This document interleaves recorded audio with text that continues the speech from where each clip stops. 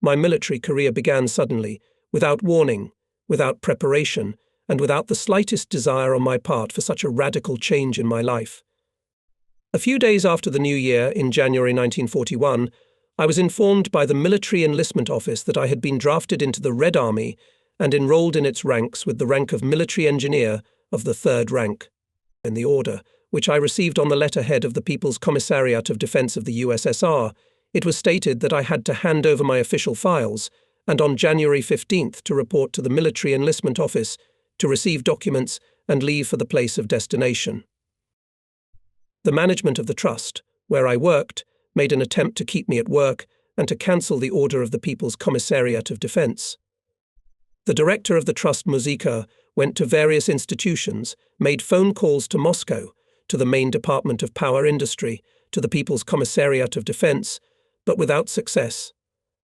The efforts of the chairman of the Kiev City Council, a man with a piquant surname Ubibatko, who acted on the party public line, did not help either. The order remained in force. I do not know how much. There was a sincere desire to keep me in the service on the part of the management of the trust. Probably there was.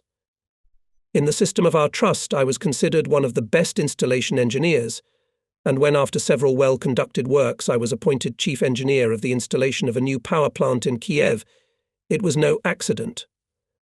The construction of the plant was a strike and was to be carried out by high-speed methods, and I was the author of several articles in the technical journal Heat and Power dealing with this very subject. Besides, I was a senior consultant in the group developing the project of organization of works for this new station, so my candidacy for the position of installation manager was logical. But there was another side to the coin. My past was stained. When, almost immediately after graduating from the institute, I was called up for military service, I already had the rank of military engineer of the 3rd rank. At the institute we all underwent pre-conscription training, formation training, participated in army maneuvers, as well as listened to a number of courses of purely military nature and had to receive credit for them no less than satisfactory. The ranks were assigned by a special commission, those who were better received military engineer of the 3rd rank, and those who were worse, military technician of the 1st rank. I turned out to be better. Such newly minted military engineers were sent for.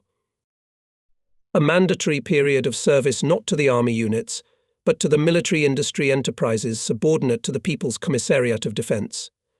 We had to work in this system for 2 years, and after this period we were discharged from the reserve and returned to civilian life. I honestly served my 2 years in the construction of a defense plant near Kazan, but when the time was coming to an end, we were all offered to sign a statement that we, military industrialists, expressed a desire to stay in the system of the People's Commissariat of Defense forever. Out of 14 engineers who had undergone 2-year military production service at our plant, 5 people signed these statements, and the rest refused, including me. We were not released, we were persuaded, frightened, insisted, we desperately resisted and demanded to be let go free. I turned into the leader of the resistance movement, but instead of being released, I was arrested and spent almost 9 months in the internal prison of the GPU department on Chernyshevskaya Street in Kazan. I was accused of all deadly sins at once: bourgeois nationalism, chauvinism and separatism, obviously because I received from Kiev the Ukrainian newspaper Proletarska Pravda and various books in Ukrainian. I was accused of anti-Soviet propaganda and agitation directed against the government. This was, of course, a consequence of my chiefism in the group that did not want to stay working at the factory. I was also accused of economic counter-revolution. Why? I could never understand. During my time in the jail, I was called for interrogation 30 to 35 times. Day and night, I received my share of beatings, though without injuries, and then, as suddenly as I was arrested, I was released without a trial, without a formal investigation, but only with a ban on living in the capitals of the republics. I was young, just starting out as an engineer. My social background was quite decent, and there were no suspicious activities in my still very short life. Somehow or other, I found myself back in Kiev in the same trust where I had worked during the last 2 years of my student life and immediately after receiving my diploma, but with a blemish. The head of the special department, who had known me from the moment I joined the trust, showed me a record in my file capable, knowledgeable engineer, good administrator, can be used in responsible leadership work, but under special supervision, politically unstable. When in 1935 the capital of Ukraine was transferred from Kharkov to Kiev, nobody ordered me to get out of Kiev, and I continued to work in the capital. The party circles in the trust were not particularly pleased that the place of the chief engineer of the shock construction site in the capital of the Republic was taken by a non-party, and even politically unstable, but they tolerated it for the time being. However, I felt that the time was approaching when I would be transferred somewhere. I even knew for sure who would take my place. Boris Kogan, a colleague of mine, a good engineer and with a party ticket, was sent to a newly created position of deputy chief engineer. It was very upsetting because I loved my work very much, gave a lot of time to it, enthusiastically implementing theoretical methods of high-speed block assembly in life, achieving positive results and recognizing their cost-effectiveness and efficiency. I particularly felt this flip side of the coin when one day I had to replace the director of our construction, Myron Tovkach, in his weekly progress report to the master himself. Nikita Khrushchev was very interested in the construction of the station. After listening to my report, Khrushchev made a couple of remarks, asked a few questions, and gave operational instructions, and then he looked at me point blank with his unpleasant, hard, slightly swollen eyes, and said, "Well, you are not a party member, and not even a candidate. Why is that? And what did you do there in Kazan? Have you put your brains in place? You occupy a responsible place, you're entrusted with a lot. Look, my friend, don't mess it up. Well, come on, I don't have time to talk now. But you and I will meet. Go to the construction site." My wife took the news of my going to the army very calmly. We lived almost 10 years, but since she became an artist of the drama theatre, our roads began to diverge. I wanted a family, and she was more and more into the theatre life, her career, by the way, quite successful. It's very sad, but of course I can't go with you somewhere in the middle of nowhere. It would mean to put a cross on my future, on the theatre, and it would be silly to lose my apartment in Kiev. We'll have to live apart for a while. I'm sure that Uncle Tolia will be able to help to get you transferred after some time to the centre, to the district. He has great connections in Moscow. Her uncle was a general of technical troops, worked in the People's Commissariat and lectured at the Frunze Military Academy. Frunze Military Academy. Of course, my wife was right, and I left to live apart in unknown places, in a completely new position, insulted, offended, indignant, lonely and completely helpless to change anything. After spending a day in Minsk, at the headquarters of the Belarusian military district, on January 17th, I found myself in the town of Vysokoye, 25 kilometers from Brest-Litovsk, where there was UMS 84, or the Department of the Chief of Construction, No. 84, where I was appointed to the position of the head of the equipment group in the planning and production department. I felt neither joy nor satisfaction from the high position. At first I was settled in a house for newcomers. This hostel was set up in a house that had belonged to a rich Jewish merchant. It was said that the first tenants of this house, after the Soviet troops captured this part of Poland, discovered a treasure in the wall of some room. From then on, all the temporary residents tried their luck. All the walls in all the rooms had holes in them, the floors were raised, there were no floorboards here and there. For almost a week I lived in this hostel among unfamiliar, noisy, untidy and mostly unpleasant people. Dirt in the rooms, riddled restrooms, inability to wash, to rest. All the time, night and day, someone was coming, going, packing or unpacking, all done with noise, often with arguments and swearing. In the middle of the night there would suddenly be drinking, talking, lewd anecdotes, and then drunken laughter. If they finally calmed down and went to bed, snoring and sniffing did not contribute to rest. UMS 84 was transferred here, to Vysokoye, from Slutsk right after the Red Army occupied western Belarus in 1939. The task of all this construction was to build defences along the new border between Hitler's Germany and Stalin's Soviet Union. UMS 84 was in charge of the works from Brest-Litovsk to Lomsha. Basically all the objects were built along the Bug River. More than 1,000 pillboxes, as the long-term fire points were called for short, were being built along the 200 and more kilometers stretch. Some types were very large, several stories high, with heavy artillery. Groups of pillboxes on a given terrain were located in such a way that, if possible, the whole area was well shot through, and there were no dead zones for either machine gun or artillery fire. Each group consisted of a combination of different types of pillboxes, depending on the conditions and terrain, ranging from simple machine gun nests to command posts with a central power station, its own water supply, telephone and radio stations, staff quarters, kitchen, ammunition and food stores. It was supposed to create a completely impassable barrier. The construction was carried out in a hurry, with the mobilization of a large number of local population. From the point of view of the art of fortification, the whole project was designed very well, and when executed it promised to be very effective in the sense of border defense against the advance of enemy ground forces. It was assumed that if parachute units were parachuted across the defense line and some sections were behind enemy lines, the system should function normally for several weeks. Most of the equipment came from the manufacturers in a ready assembled form. On site, in the central workshops, which were located 15 kilometers away from the administration, at the station Cheremka, only some parts and simple parts were made, such as ventilation ducts, parts of water pipes, various supports, frames, etc. But the workshops were loaded with work not planned, but emergency work. The thing is that the main project, according to which the equipment was manufactured at factories far inside the country, was very often changed in the headquarters, and here at the construction site, already after receiving the equipment. Changing the position of the pillbox on the map, changing the angle of fire, mistakes in concreting entailed a lot of small alterations in the details connecting individual elements of the equipment.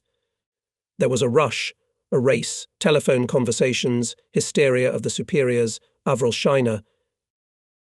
The chief engineer of UNS 84 was a military engineer of the first rank Liashkevich, a man of undoubted intelligence and knowledge of fortification, but a terrible coward and careerist. The main department of the construction management was the so-called Planning and Production Department, the head of which was Colonel Sokolov, a short-tempered, sluggish and limited-educated cadre saper. I was assigned to the place of the head of the equipment group. Here I immediately fell into a very unpleasant atmosphere. The thing was that the main staff of the whole department, and of course of the Planning and Production Department, was made up of workers transferred from Slutsk. It was a close group with its own methods of work, internal cohesion, long-lasting cohesion, and its group interests. They treated the newcomers, sent from civilian life, unkindly, with suspicion and obvious prejudice. Every order, especially those that gave some kind of innovation, was met with arguments, objections, and references to the fact that we did not do that. All this was aggravated by the fact that my deputy in the group was a military technician of the first rank Krasilnikov, who considered himself offended, bypassed in promotion and insulted, because he himself was aiming for my place. It was very important for him in the sense of career and in the sense of personal prestige and position in this small elite group of Slutsk old-timers. This Krasilnikov, among other things, was a parter of the Planning and Production Department, of course, ANKVD sexist, a great intriguer by vocation, and in general an extremely unpleasant person. The town of Vysokoye, or Vysoko-Litovske, was located 20 kilometers northwest of Brest-Litovske, where the center of the entire Ukrep Rayon Ur was located. UNS 84 was a contractor to the Ur, fulfilling the orders of the latter. I went to Brest-Litovsk mainly to see the city, famous for the fact that here in 1918 a treaty was signed between Germany and the Bolsheviks, the peace without annexations and contributions. Officially, I went to familiarize myself with the construction of the fortifications. It was here, in the fortress of Brest-Litovske, that extensive work was being done to modernize the fortress, and several different fortifications and pillboxes were being built. The head of the construction site on the territory of the fortress was a familiar to me civil engineer, military engineer of the second rank Yasha Horowitz. I met him at the Scientific and Technical Society in Kiev. Horowitz, it turned out, had also been mobilized, even earlier than me, and had already managed to settle down well here, and even moved his family from Kiev. After the construction inspection and business talks, Horowitz invited me to his apartment for lunch. He occupied a whole house on the outskirts of the city, had a servant, a Polish girl, his own car with a chauffeur. The whole house was furnished very well and richly. Yasha himself, and especially his wife Sonia, were fond of buying expensive and rare things. You can get a lot of things here for next to nothing compared to Kiev.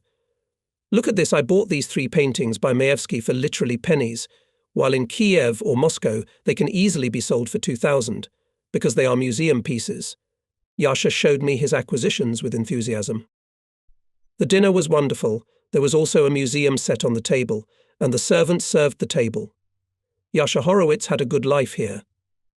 He told me an anecdote, or an actual case in 1939, when the demarcation line between the USSR and Germany was established.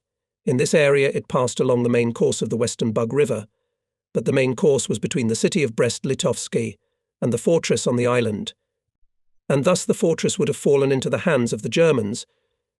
As if taking this into account, the Soviet command, 24 hours before the approach of the Germans, moved a whole division here, and by the time the Germans arrived, it turned out that the main channel had changed course, went to the other side of the island, and the fortress remained in the hands of the USSR. They say that all 24 hours 10,000 people worked almost only with shovels, but the deed was done. The Germans were very surprised at such a geographically phenomenal case, but swallowed it, laughed Yasha. After a week of torment in a hostel for newcomers, I got a room in the house of a local school teacher. The teacher himself spoke Russian perfectly fluently, but his wife, Mrs.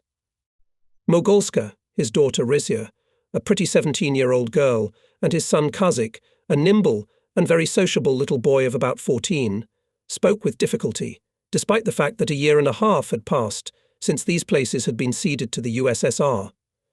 Kazimir Stepanovich Mogolsky was apparently well-educated and well-read, but exceptionally cautious in conversation. Only once he said that in the past, under the Poles, children in Polish schools had more knowledge, because less time was spent on propaganda sciences. He said this, and was terribly frightened. He began to explain his thought in a long and confused way, and finished with a rather propagandistic statement, but it is quite justified and absolutely necessary. It is necessary to restructure the thinking of young people who grew up under capitalism, so that they can be loyal and conscious citizens of their socialist country. So it was not particularly interesting to talk to Mogolsky. The Mogolsky house, in which I got a room, adjoined a large park surrounding the Potocki Palace, or rather, one of the many palaces of this famous family. In the park was a lake. In the middle of the lake was an island connected to the shore by an old stone bridge, and on the island were the ruins of an ancient castle centuries old. Mogolsky said that the first castle had been built here in the middle of the 14th century, then it had been rebuilt and remodeled many times, and since the end of the 17th century it had been completely abandoned. The ruins were now covered with century-old trees, and the remains of the walls were covered with moss and shrubbery. I liked to come here in my spare time and sit on the stones, imagining scenes from the long-gone life of Polish knights. Zbyszko, Mr. Wolodyjewski, Zagloba, Kmitic from Sienkiewicz's Fire and Sword were the heroes of these scenes. The new palace was a long, partly two-storied and mostly one-storied building, very simple architecture, without pretensions and luxury. The entire building, outbuildings and services were occupied by the headquarters of the 145th Rifle Division, parts of which were stationed in the surrounding villages and hamlets, out and in the park, and in the streets, and in all the stores of the town there was always a mass of military men, so that one had the impression that it was not a town, but a military camp. Even in the Mogolsky family there was a young Lieutenant Yura Davidov, Lynx's persistent suitor. My work was very bad. Krasilnikov behaved defiantly, clearly trying to provoke me into some rash act. I held back and tried to behave exactly within the service regulations, several times talked to Colonel Sokolov about the need to normalize the work in the group, but Sokolov apparently was afraid of Krasilnikov and did nothing. It ended up that after one of Krasilnikov's antics I, angry, came to Sokolov and demanded his permission to meet with Chief Engineer Lashkevich and Chief of Department Colonel Safronov. The latter, recognizing his own helplessness, reluctantly agreed. As a result of this meeting, the winner was Krasilnikov. I wanted Krasilnikov to be transferred from my group to somewhere else, but instead of that, my superiors decided to appoint me head of the central workshops and base at Cheremka station. They assured me that this was a more suitable job for me as an administrator and production engineer, and that it was impossible to transfer Krasilnikov to another job because of his party position in the department. In fact, for me it was, of course, a promotion, as there were more than 600 people working in the workshops and at the base, and the superiors were quite tactful, emphasizing this fact in the construction order. The next day everyone read that, due to the administrative unification of the central workshops and the main material base of construction, the head of this new organization, Central Engineering and Material Base, is appointed Military Engineer 3rd Rank P. N. Pali, the same order stated that the time acting head of the equipment group of the Planning and Production Department is appointed Military Technician 1st Rank P. S. Krasilnikov. In the end, I was even glad. Away from this cube of bureaucrats and party intriguers, there will be cleaner air. 2 days later I said goodbye to the Mogolsky family and moved to Cheremka. I had already been prepared an apartment in the house of a Belarusian railroader in a settlement near the station. They met me very well and friendly. Until now there were 2 independent organizations on the territory of the base material base and central workshops, which were subordinated in parallel to different departments in the management. Now they were united and subordinated to the department of the chief engineer. Both the head of the workshops, Dudin, a civilian technician, and the head of the warehouses, Intendant Lieutenant Lifshitz, were happy that the time of bureaucratic infighting was over and all disputable issues could now be resolved on the spot, immediately, promptly, in the office of the common chief. From the very first days I was fascinated by the work, in addition to the technical side, which was conducted in the old way, inefficiently, with very low labor productivity, and where much could be improved, required immediate close attention to the administrative and organizational side of the work. Both in the workshops and in the warehouses different groups worked military cadres, half-deprived men from the construction battalions, freelancers from the Soviet Union and freelancers, or mobilized from the local population. These groups were antagonistic to each other by their position, and this caused an endless chain of incidents, trouble and sometimes even fights and scandals. I, by nature, was fond of work if I liked it, and here, in Cheremka, I went into work with my head. I was one of the first to come to work and often returned well past midnight. My assistants Dudin and Lifshitz were also enthusiastic and tried their best to help me in my efforts to establish a common work. The hardest part of the work was the domestic issues. All the cent workers, especially the construction workers, lived in cramped, dirty, completely unsanitary barracks. The food was simply prison-like, half-starved. At the base there was a canteen where all the workers could get lunch, very low quality and limited in quantity, and that was all. Breakfasts and dinners they all had to organize for themselves. In the barracks you could only get hot water, and that at certain hours of the day. Stroybatovtsi were in the position of almost prisoners, as these military units were conscripted those who, because of their social origin, or because of some sins before the authorities, were not worthy of joining the ranks of the workers' and peasants' Red Army. They lived in separate barracks on an almost prison-like regime and received food 3 times a day. But what food? It was difficult to demand anything from these hungry, angry and poisoned by the authorities deprived. The medical service was outrageously bad. For 600 people working at the base there was a medical station headed by a young doctor mobilized right after the institute, almost without practice. Under his command there were 3 orderlies and 4 nurses working in 2 shifts. The medical station had a room with 6 beds. The sick lay in the barracks, if they had nothing contagious, and the seriously ill were taken to the city hospital in Vysoko-Litovsky or to the railroad hospital in Cheremka. Medicines and all sorts of other hospital material were far from sufficient even for half of the workers. During 3 months of work I, with the help of Boris Lifshitz, who turned out to be a remarkably prompt, businesslike and intelligent man who sincerely wanted to improve the general situation at the base, and a rather influential member of the party, managed to correct and improve a lot of things. There was a great deal of work to be done, but the main thing was that my and my assistants' efforts were clearly producing positive results. There was a noticeable improvement in attitudes among the mass of workers. Labour productivity rose. We managed to get a second doctor for the medical station, and finally, to put the food shop in relative order, and even to open a permanent food stall on the territory of the base. I set up a small bedroom behind my office, and often stayed overnight at the base if I stayed at work for a long time. On the May Day holiday, I got a 4-day vacation and went home to Kiev. On the way, I decided to stop for a few hours in the city of Kovel. This is where I was born. My father was then an inspector and mathematics teacher at the railroad school, and my mother was in charge of an elementary 2-class city school on the outskirts of the city. My mother had a very decent apartment at the school, and there, on Kolodenskaya Street, I was born and lived until the Germans approached and caused a complete evacuation in the middle of 1915. I was then 5.5 years old. I wanted to look at the place where I was born, and for some reason I was sure that I could easily find it from my childhood memory. And so I did. After walking about half a kilometre along the railroad, I saw a tunnel through which the roadway passed, which then turned into Kolodenskaya Street. Here I immediately remembered an incident. It was late fall of 1914. My father, having returned home, said that tomorrow Tsar Nicholas II would be passing through Kovel to the front, and that the railway school, as well as the men's and women's gymnasiums, would meet the Tsar on the station platform. He promised to take my sister and me to this meeting. Toward evening we were returning with my mother from the city by coach. It was raining, damp and cold.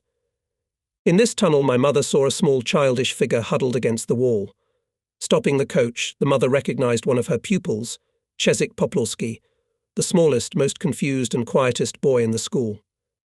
I sometimes played with him during recess, and he was probably no more than 8 years old. It was his first year at school, and he still spoke Russian with difficulty. When his mother asked him, "What are you doing here, Czezik?" he quietly replied, Krulia Chekam. He had learned from somewhere that a Krul would be passing by and decided to provide himself with a place of observation in advance. His mother picked him up in the carriage and took him to his parents' house. And the next day my sister and I, dressed in the most parade costumes, stood near our father, also in dress uniform, with orders on his uniform and a toadstool on his side, in the formation of the railroad school. The whole platform was occupied by the Sherpa of the educational institutions of the city and all the local superiors. The train approached to the sound of the hymn God, Save the Tsar, performed by a brass band and a large cathedral choir with the participation of the best choristers from colleges and gymnasiums. At the sound of the music and singing the train stopped, and out of the carriage doors, right against the place where we were standing, came the Emperor. Evidently the first thing that attracted his attention was my sister and me. He took a few steps, lifted my sister's face by the chin, and bending over, kissed her on the cheek, and then passed his hand affectionately over my head, and proceeded to walk along the line, accompanied by a large retinue. I well remembered his face and his affectionate, soft smile. Many times afterward my mother told about this incident, and perhaps even took pride in this supreme attention to her children. Now I found without much difficulty the house where the school and our apartment used to be. There had been few changes in the past quarter of a century. True, the street had been paved and sidewalks had appeared. There were new brick houses in some places behind the school, where there had once been an orchard, and behind it bread fields. There was now a row of 4-story grey buildings. The half of the house where the school used to be had been converted into residential apartments. I stood in front of the house and then entered the courtyard. The appearance of the Soviet commander created a sensation. Curious faces of women and children looked out of all the windows, and several passers-by stopped in the street. I wanted to leave, feeling rather awkward, but an old Jewish man came up to me and asked me what I wanted. I replied that I had just come to see the house where I was born. After a short conversation, the terribly excited old man remembered Mrs. Teacher and the pan himself, and even us children. Beautiful Panokshka, and here is such a Manasini. He put his hand 1/2 meter above the ground, myself. He told me his name and said that all these years he had lived in the same house where he used to live. The old man fussed, even wept when he learned that my parents were no longer alive. Grabbing my hand, he kept saying, "Ah." Such a manisini. Mr. Officer, very important. I hastily retreated, afraid that such an unusual street meeting of the inhabitants of Kolodenskaya Street might be noticed, and then I would have to explain and prove something. I returned to the station and sat in the waiting room until the train arrived. The trip to Kiev brought only disappointment and left an unpleasant feeling that my wife and I were nearing the end of our life together. All 3 days she was terribly busy, a parade performance, then participation in several concerts, then a team meeting dedicated to the upcoming tour in Moscow, and for me, after a 4-month separation, life apart, and there was no time left. At night, when she returned, I listened to her stories about the upcoming trip to the capital and her career hopes, but I did not feel much interest in my present situation and our future together. So I left for Cheremka. My wife could not even see me off on the train. There was no time. At the beginning of June, I made a trip along the whole length of the construction site, from Volinka to Lomsha, in order to organize repair and emergency teams in the field. I saw and learned many interesting things during my short trip. In Brest, pillboxes were built along the very edge of the island. New, according to Yasha Gorobets, the Bug River was narrow, only 40 meters. On the other side of the river, the Germans set up observation posts with optics and cameras. Here, look, Pali. When we started to put up the formwork, we built shields so that they couldn't detect the azimuths of the shelling. Then they put up these towers. We raised the shields higher, and the next day they doubled the height of their towers. We had to close this whole side completely, like winter greenhouses.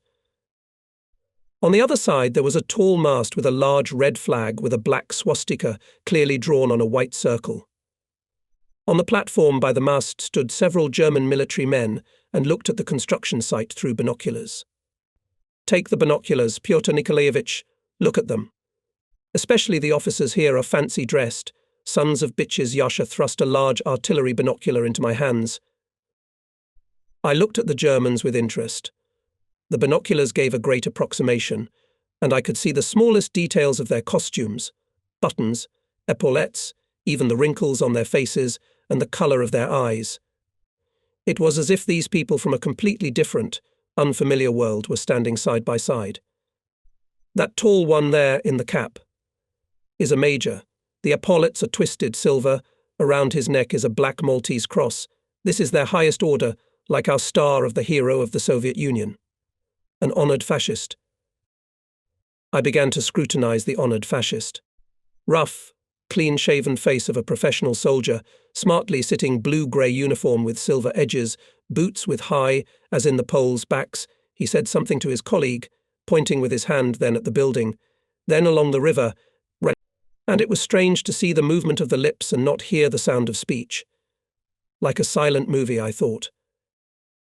What's that over there under the tarpaulin? They've got a machine gun emplacement, and behind those trees over there, that's where they've got their mortars. And all along the border. And everything is aimed at us. Good buddies. And we poison them with echelon after echelon of timber, coal and grain. 5 or 8 trains pass through Cheremka every day. It's a strange story. If you go farther, you'll see even stranger things, what I don't want to tell you. See for yourself. Then you'll think about the strange things. Everyone knows, but everyone avoids talking about it.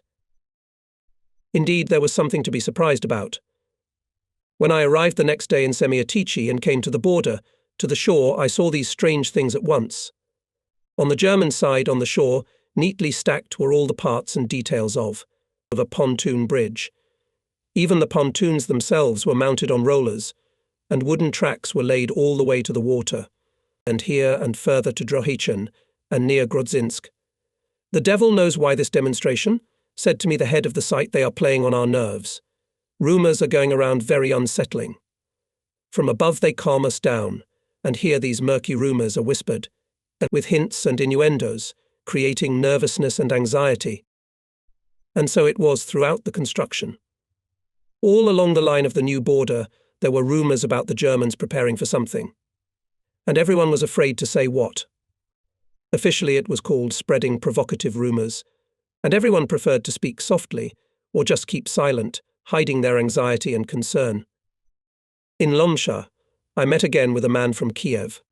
Georges Prozan had once worked in the same institution with me, but then he married Zatonsky's niece, joined the party, and quickly rose up the ranks. At one time he was even chief engineer of the main railroad workshops then.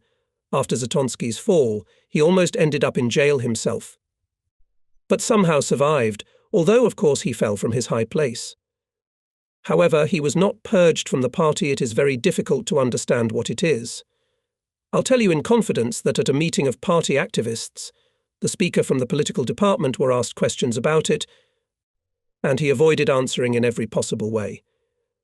And when one pilot said that he himself had observed the movement of large military formations more than once, do you know what that fool said? You won't believe it.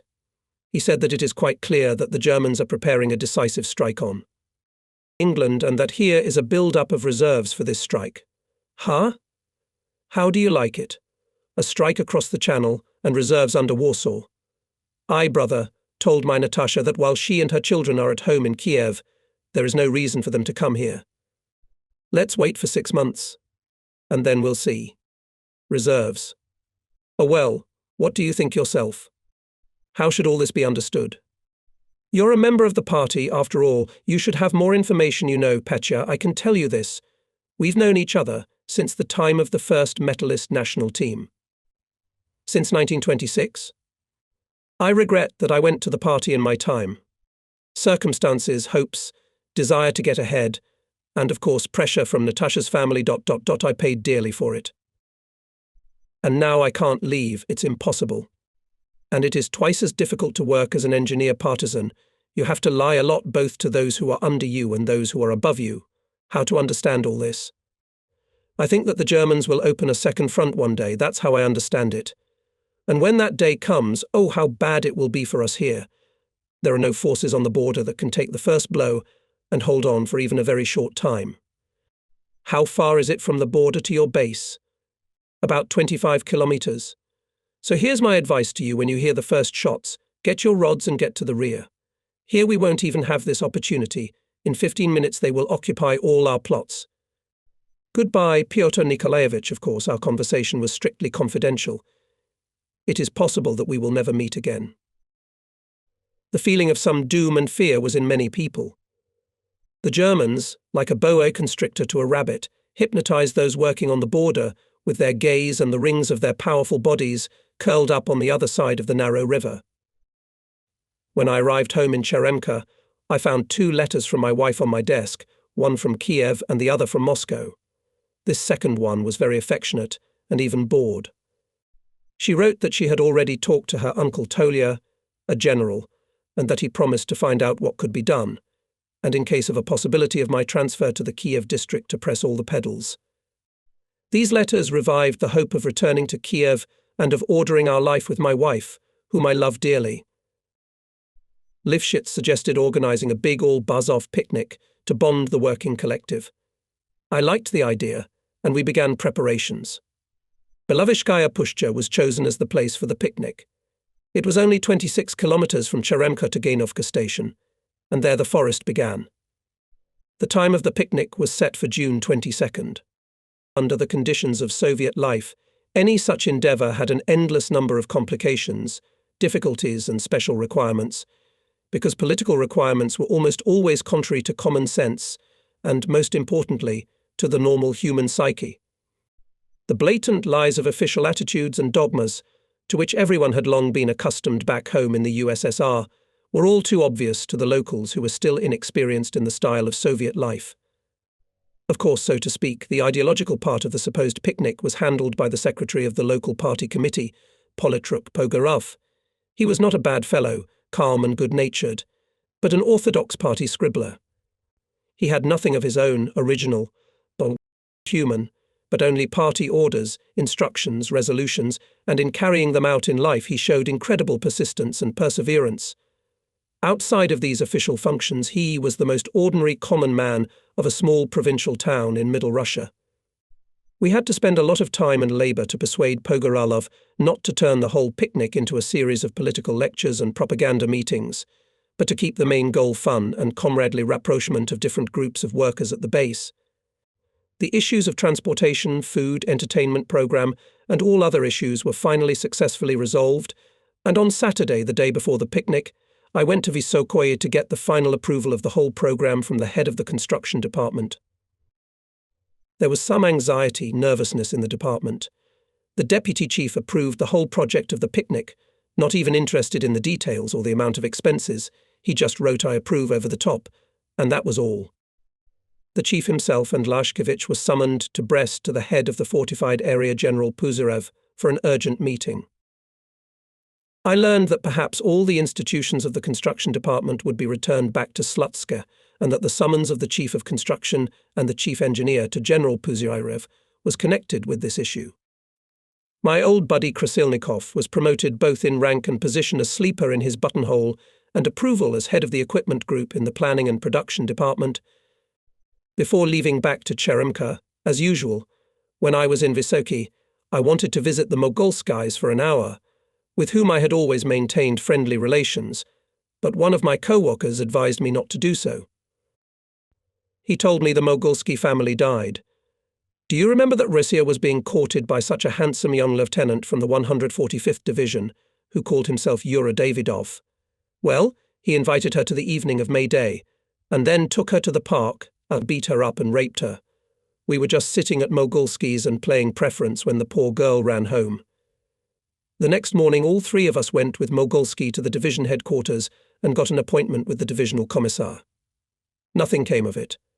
The commissar told us that, firstly, Yuri Davidov was not, and had never been in the division lists, neither among the rank and file, nor among the commanding staff, and secondly, that it was none of our business, and it would be better if we returned to our duties immediately. And Mogolsky was reprimanded for trying to smear the image of a Soviet commander. That's what he said, image. And besides, everyone knows that if the bitch doesn't want it, the dog won't jump. That's how you tell your father, isn't it? And that if he, Mogolsky, wants to raise an official case defaming the honor of a representative of the Workers' and Peasants' Red Army, he must have very strong, indisputable evidence, such as witness testimony and material evidence. What this commissar meant by that, I don't know. Rizia and her mother went somewhere. The boy Kazik was arrested for rushing with a knife and trying to kill some commander in Brest at the train station. It is likely that Kazik found this Yura. He was arrested and taken to Minsk to prison, as if he would be tried there. And Mogolsky himself is now in a state of almost total insanity. I think he'll be arrested one of these days. Such a nice and solid family has perished. I listened to this story completely stunned. And he added, and you know what the worst part is? It's the way our commanders in the department reacted. Not all of them, of course, but the core majority. Instead of condemnation and indignation, there was a kind of approval and even envy. Here's a vagabond. He's had some Polish meat, and the ends are in the water. I couldn't listen to any more, jumped out into the street, got into my gazik and ordered the driver drive to Cheremka. At the base I checked the preparation of everything necessary for tomorrow's picnic, gave the last orders to the garage to have all the transport ready by 8:30 a.m., and went straight through the forest to my apartment. The mood was such that I could neither work nor talk to people. I lay down in the forest, and until darkness I lay looking straight up at the tops of pine trees. Lynxia, poor girl. For the first time in my life I felt an acute desire to kill a person. And not just to kill, but to torture slowly, sadistically. I was ashamed of the country to which I belonged, of the army in which I served, of the division commissar and of myself, who had neither the right nor the courage to stand up for such a bright young Polish girl. After drinking the tea brought by my hostess Aunt Nastya, I went to bed. I dreamt of my father, the first time I dreamt of him after his death in November. He dreamt somehow vaguely. He was standing there, trying to say something, like when he was dying. Only one word was clear: son. I woke up for a minute. An airplane flew quite low over the house. It was a few minutes past 3 on the clock. And there's my father again, walking through the dewy grass, leaving dark footprints. The meadow is so green and verdant, and huge white daisies at the edge of the forest. Father is barefoot, in a grey old shirt without a belt, his pants rolled up below his knees, and in his hand he has a fishing rod. He walks along, smiling slyly, scratching his red beard with his free hand. His smile and the expression of his greenish eyes unusually soft and affectionate, he comes to the creek and steps on the boardwalks, and suddenly the boards under his feet break with a deafening crack and rumble. From this cracking and rumbling I woke up instantly. Plaster was falling from the ceiling, the shards of the shattered window were ringing, Aunt Nastia was shouting hysterically, and the pre-morning sky, which was already slightly lighter, was turning purple outside the window. Time after time close, strong explosions were heard, and with each new explosion, bright flashes, the sky became brighter and brighter. An explosion. A fire. At the base or at the station. It's the Germans. A blow. I dressed feverishly, pulled on my boots, grabbed my harness and pistol belt in my hands, and through the window jumped out into the garden. The Germans are coming, Herrn Flyers. Look here, Chief. The master stood in the garden and pointed with his hands to the gliding shadows of airplanes against the orange-red clouds rising over the station. I stood as if mesmerized and watched the rapidly growing fire. Here we had opened the second front. Zorka Prosen was right. War. Oh, and burning oil depots, sleeper impregnating. Oh, what am I, really? Because my place is at the base. Something must be done immediately. The chief is already waiting there. And I, without returning to the room, ran through the forest to the base. The whole forest was fantastically illuminated by the glow of the fire at the station. In the side of the base the sky was also getting lighter, but there the dawn was beginning. The dawn of the first day of the war. The closer I got to the base, the more often the figures of running men flashed among the trees. I caught up with some labourer, and he, seeing me, ridiculously raised his hand to his visor and shouted, "Comrade! Comrade, where are the children and the babushka to be taken? What order will you give?" Gasping from running, I stopped near the gate of the base. The base duty officer had already put into effect a special defence plan. At the gate stood a machine gun and a dozen Red Army soldiers in full battle armour with gas masks and helmets. A bunch of workers and servants who had come earlier than me were gathering aside. They were not allowed to enter the base. It was also provided by the special plan, and in accordance with the same plan the lieutenant on duty asked for the password. I answered and ran to my office to the telephone to call Vysokoi. The night duty officer in the office, a junior military technician, almost a boy, badly frightened, confused, reported that almost simultaneously with the first raid called from Vysokoi, and the duty officer on the control transmitted special defence plan, Order 212 in effect. Then he said the Germans are crossing the border, war. Have the base chief immediately call on the emergency wire that was at 4.38. The first raid on Cheremka was at 4.22. All base security personnel were on full alert. The entire base was cordoned off with reinforced guards. Fire and special units would be ready. A paramedic and 2 sisters were already at the infirmary. I looked at my watch. It was 5:10 in the morning. Call emergency control. I picked up the phone. On the phone I could hear talking, yelling, the standard profanity. Someone was shouting insistently, "Crates, green crates. Load them first." The green ones. Finally someone asked, "Who do you want?" And I got a connection to Lyashkevich. Or Palij. The Germans have crossed the border. They're bombing everything. How are you? The a column and we, the control with it, will pass the base around 9.00. Get your men ready to join us. All of you. Proceed on Order 212. Sending liaisons with details. Everyone. One by one Dudin, Lifshitz, Pogorelov, and Senior Lieutenant Borisov, Chief of Base Security, came running in. We began the emergency meeting, but no sooner had I opened it with the word "comrades" than the air defence sirens howled. We jumped out of the office. The sun had already risen, and in its low rays, brightly lit, pinkly glistening, we could see 4 airplanes flying in a chain from the direction of the border. The planes turned around and all at once went to the base in formation, descending rapidly. I pressed myself against the trunk of a large pine tree. The planes flew low over the base, firing machine guns and throwing light incendiary bombs. The whole base was at once covered with dust and smoke. Fires started in several places. One bomb hit the mechanical workshops building. and I saw a large lathe fly out of the workshops and hang in the air, wedged between the wall of the building and a pine tree growing nearby. Barely had the airplanes passed, the fire chief wanted to run to the fire station. Back under the shelters. They're about to be here again, I stopped him, watching the manoeuvring of the planes. The whole foursome repeated the maneuver exactly. Now they flew out from the side of Isoki and at right angles to the direction of the first attack again. All four rushed toward the base.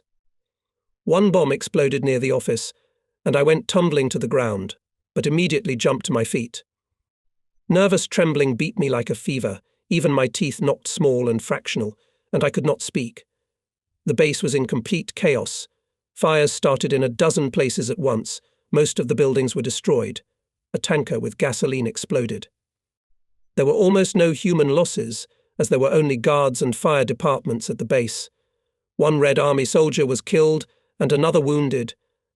The unfortunate soldier, somehow squealing thinly, was carried on a stretcher to the infirmary. The front man of the stretcher-bearers, with a face petrified with fear, approached me and said, "This minute he'll die. This minute, by his breasts, will die." The airplanes had disappeared. It was impossible and pointless to extinguish the fires. 1 or 2 fires could be extinguished, but a dozen. There was no equipment, no people. And most importantly, there was no water. The water pump was broken by a bomb, and the stock in the miraculously survived water tower was not enough for 1 fire. All the buildings on the base were of barrack type and stood each separately, quite far from each other, so the fire did not spread from one building to another. More than half of the base was burned down. Fortunately, the main warehouse of food, uniforms and small equipment remained untouched, as well as the warehouse of explosives and ammunition, which stood quite apart. There was no communication with Vysoko-Litovsky, neither on the general line, nor on the emergency line. I, after a nervous shock, a purely physical fright and panic, came to my senses, was able to overcome the trembling, acquired the ability to speak, to think, and to act. That's it. It's mathematically accurate. Crosswise and the base is gone. It's good that people at work was not, or else there would be more corpses than alive, with a deep sigh, as if of relief, said Lifshitz. There was no communication with the department. Finally we found where the wires were torn, and I called Vysokoi again, answered the duty officer, and transmitted the order of the chief of the department, with available forces to keep the defence of the base until the approach of the column of the UA. Prepare all means to fight possible fires in case of air attack. Prepare the base for possible urgent evacuation of the local population on the base, not allowed in unforeseen cases to be guided by. The order no. 212. Then the duty officer added the URA column has already left Vysoki for Cheremka. We had an attack on the headquarters of the 145th. Brest has not yet been taken. I'm taking off the equipment and will catch up with the column. That's all. I wish you well, comrade engineer. What an order. I thought 52 Red Army soldiers, 2 old Maxim and 5 shot rifles. We will defend the base. To prepare equipment against possible fires, of course, there is nothing to the whole base is burned, but to prepare a complete evacuation that's reasonable. And I gave the appropriate orders, everyone with women and children to gather in the wooded areas on the northern edge of the base. The available motor transport 14 cars, one by one to drive up to the warehouse, load with products halfway, and then there, in the plantations, adding people to the cargo. Firefighters to arm if possible and join the security team in Borisov's order. All remaining buildings, including the explosives warehouse, prepare for destruction. After 7 o'clock in the morning again, flew over the base 3 German planes, one separated from the flock, and, describing in the air a wide arc, flew over the base, dropping 3 bombs and shelling the base from machine guns. 2 of the bombs fell on empty space, and the third toppled a water tower. By 8 o'clock all available vehicles were loaded, taken to the woods and camouflaged, and almost all personnel with wives and children were assembled.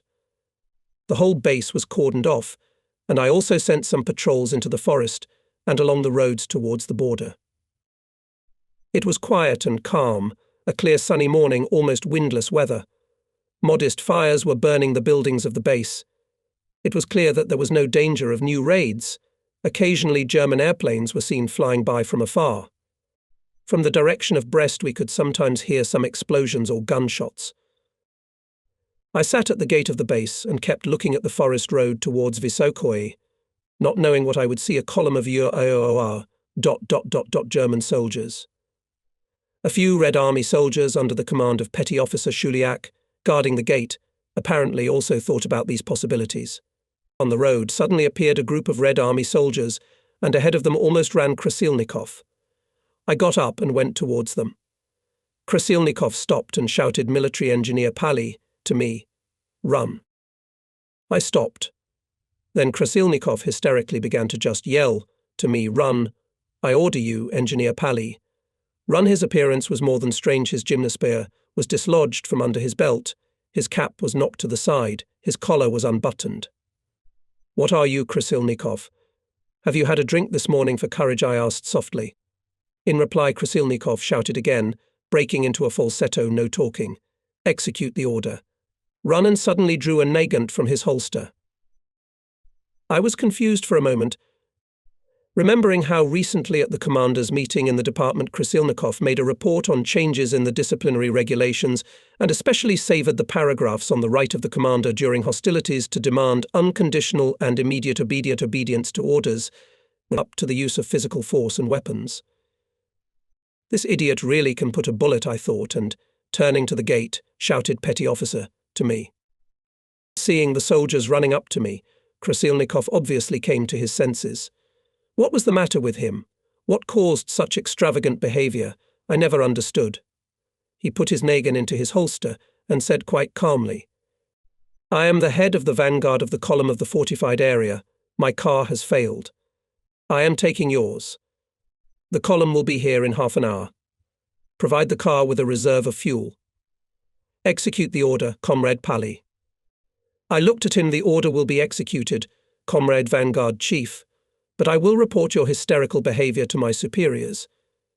And I advise you to clean yourself up and drink cold water." I turned and walked back to the base gate.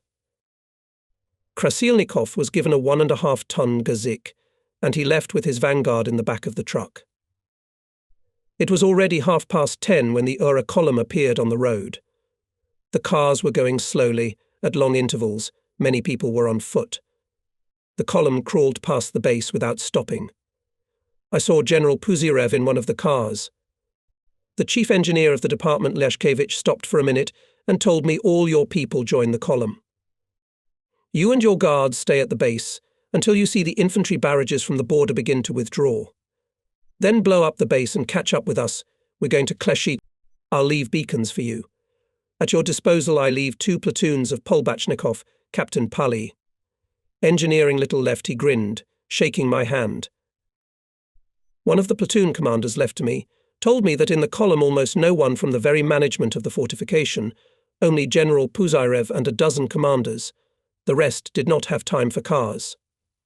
He himself, Konstantin Suvorov, with his platoon was on field training near Vysokoye. Puzyrev, on his way from Brest to Vysoky, was taking with him all the units he met. "It seems to me that the general is in a state of panic," said the tall young junior lieutenant commanding the platoon, only because the Komvivod was lost on the way. Again flew by a formation of airplanes, made a circle over the base and flew on, without firing or dropping bombs. Finished the job. "Cleanly worked, left nothing," said one of the lieutenants who came with the column. "And where are ours? I have not seen a single one in the air yet, and there were many of them on the airfields. Have they all been destroyed?"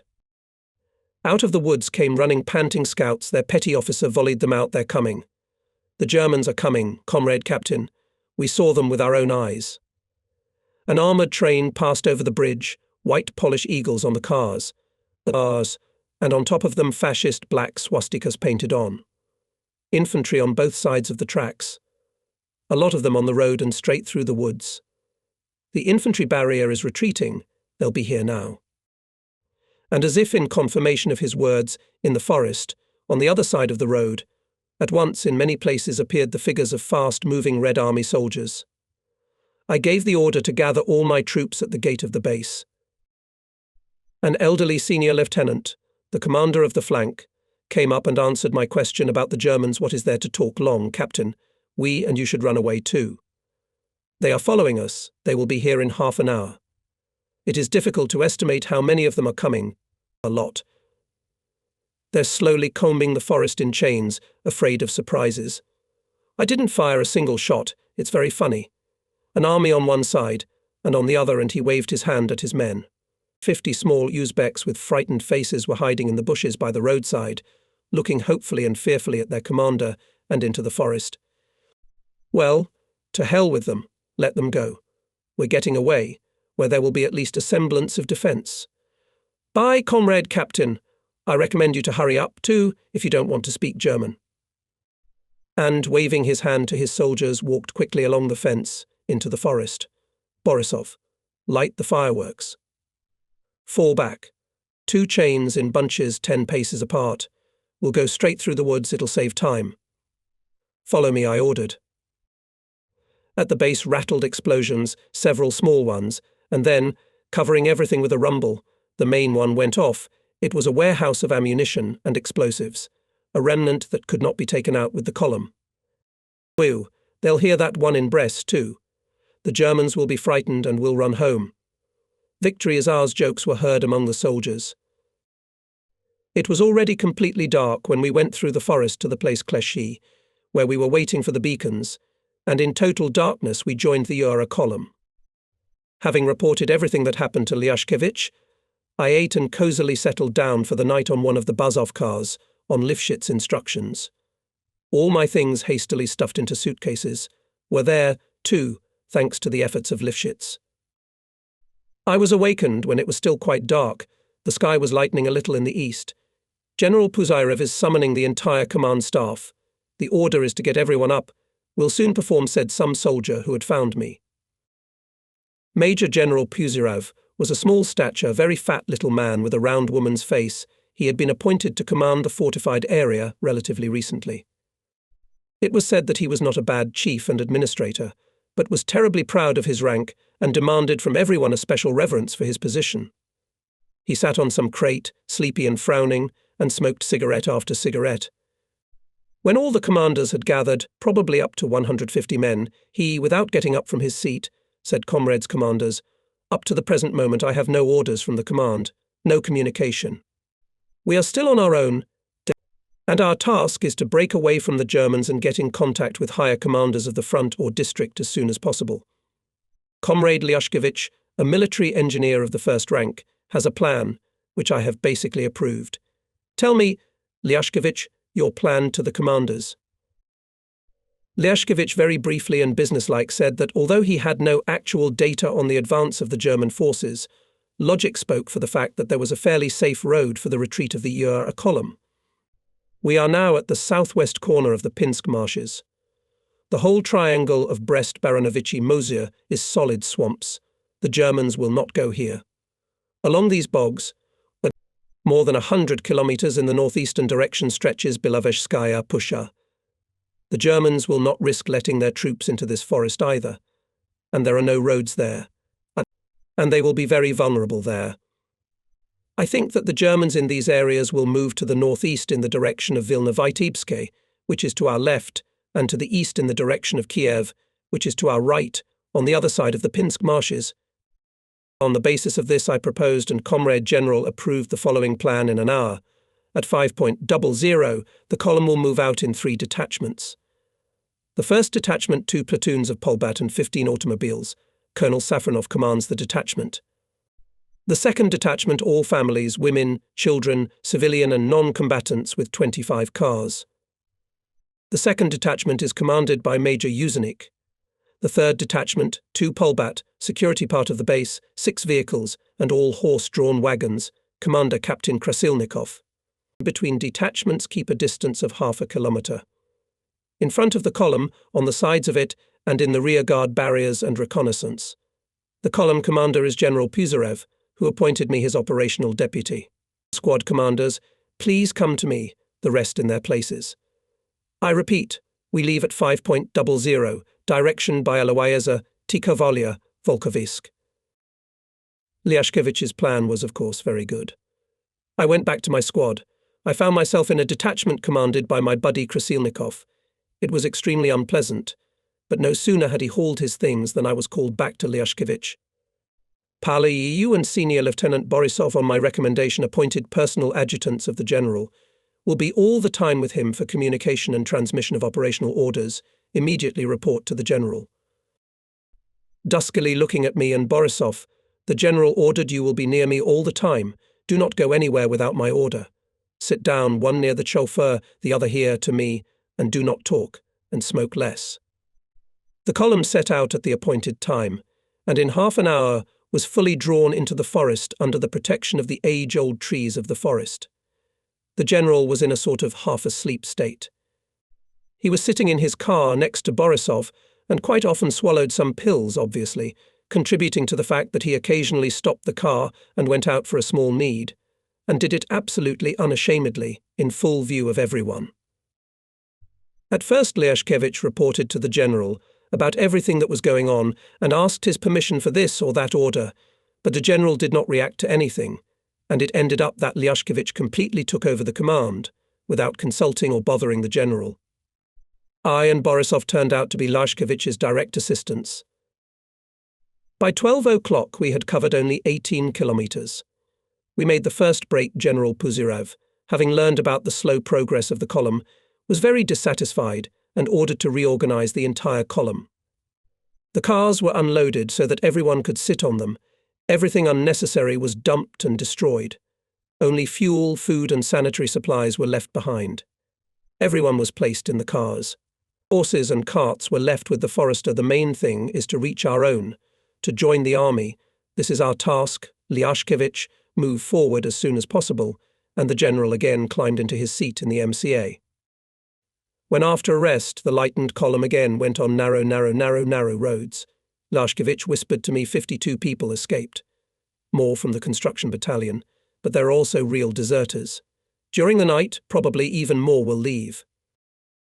The column was still moving very slowly, even now when everyone was placed in cars. The road, unpaved, forested, partially washed out by rains, narrow and winding, did not allow to make more than 10 or 12 kilometers per hour. In the evening we decided to stop for the night not far from the small forest village of Novi Dvor. Belovezhskaya Pusha is, in my opinion, one of the wonders of the world. It is difficult to describe this place. You have to visit it. Before the revolution, this whole forest belonged to the royal family. The senior forester was a friend of my father's from the university, and we sometimes came here to visit from Kovel, but I knew it only from stories. I was too young then. The Polish administration took great care of Białowieża up to 1939, and when the whole area was again in the hands of the USSR, Białowieża Forest was declared a state reserve. Bison lived here in special fenced areas of the forest. We saw several of these rare, large animals with mighty horns and manes from afar. The day passed quite calmly, as if there was no war. Several times we heard distant sounds of explosions or gunfire muffled by the forest. Sometimes we could hear passing airplanes. We could not see them from the forest, but here, under the vaults of mighty trees, there was silence. The column slowly crept along the forest roads, safely hidden from the pilot's gaze. A couple of times they stopped to organize meals. Although officially the column was a column of the fortification under the command of the chief of UR 84 Major General Puzyrev, but in fact it was a column of the construction department, and it was commanded by the chief engineer Lyashkevich. Lyashkevich was a native of these places and in his youthful years, before the revolution, lived in Kobrin. Cowardly, and as if indecisive or maybe too cautious, as chief engineer, he suddenly turned into a strong-willed and skillful leader of the column, consisting of military, paramilitary workers, women, children and half-elderly from the construction units.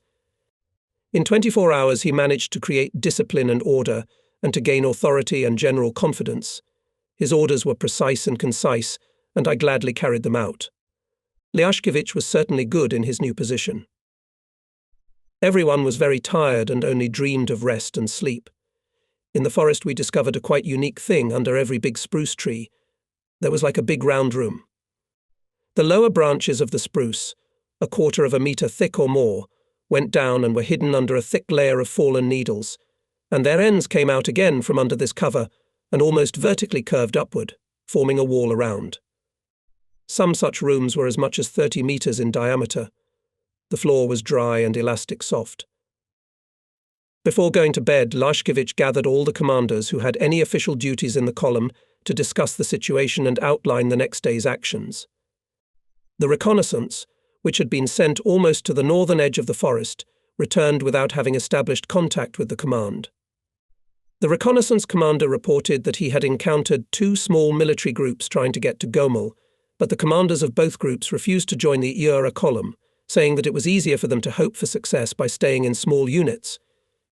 There was no equipment for two-way radio communication in the column. There were a few ordinary radio receivers, but reception of the central radio stations of Moscow, Kiev and Minsk was very difficult, because there were no good antennas.